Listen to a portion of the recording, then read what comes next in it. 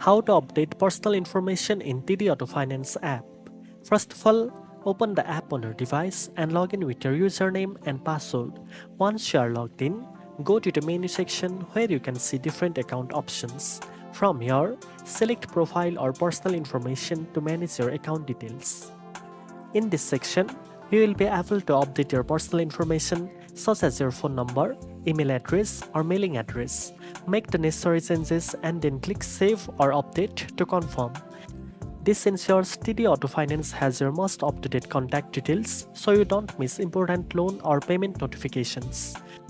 Please note, if you need to update more sensitive information like your name or social security number, you may need to contact TD Auto Finance customer support directly for assistance. Keeping your information updated is important for account security and stay informed about your loan status. If you found this video helpful, don't forget to like, share and subscribe for more finance tips. Thanks for watching and I'll see you in the next one.